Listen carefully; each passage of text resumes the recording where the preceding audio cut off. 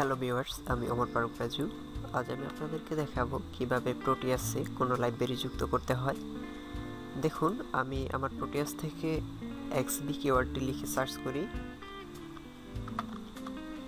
দেখতে পাচ্ছেন এক্সবি দেখাচ্ছে না, তাই আমি জিএসএম লিখে দেখি। দেখতে পাচ্ছেন জিএসএমও নেই। তো আমাকে এক্সবি জিএসএম আরডুইনো কিছুই দেখাচ্ছে না, কারণ হচ্ছে আমার লাইব্রেরিগুলো যুক্ত করা নেই। তো চলুন দেখে নিই কীভাবে লাইব্রেরিগুলো যুক্ত করতে হয়। আমি ভিডিও ডেসক্রিপশনে একটি লিঙ্ক দিয়ে দেব, আপনারা চাইলে ওখান থেকে লাইব্রেরি ফাইলগুলো ডাউনলোড করে নিতে পারেন। তো লাইব্রেরি ফাইলগুলো ডাউনলোড করার পর আপনারা সেটিকে এক্সট্রাক্ট করে নেবেন। ফাইলটিকে এক্সট্রাক্ট করার পর আপনারা একটি ফোল্ডার পাবেন। ফোল্ডারের ভিতর এরকম অনেকগুলো ফাইল দেখতে পাবেন। প্রথমে ফাইলগুলোকে সিলেক্ট করে কপি করুন।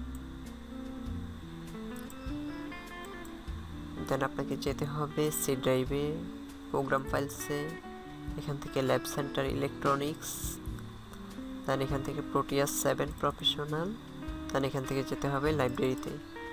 দেন এখানে আপনাকে কপি করা ফাইলগুলোকে পেস্ট করে দিতে হবে। তো আমি পেস্ট করে দিচ্ছি, পেস্ট। দেন এরকম কিছু আসলে কন্টিনিউতে ক্লিক করবেন।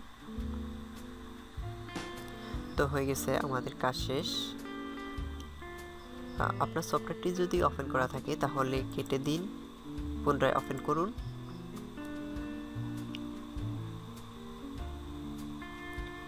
এবার সার্চ করে দেখুন ফাইলগুলো পাচ্ছেন কিনা। দেখতে পাচ্ছেন আমি এক্সবি পেয়ে গেছি। দেন জিপিএস দেখতে পাচ্ছেন জিপিএস মডিউল পেয়ে গেছি। দেন আমি যদি জিএসএম লিখি,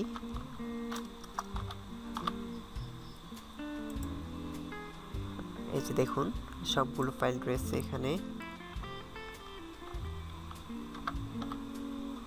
এখানে অনেকগুলো আরডুইনো রয়েছে।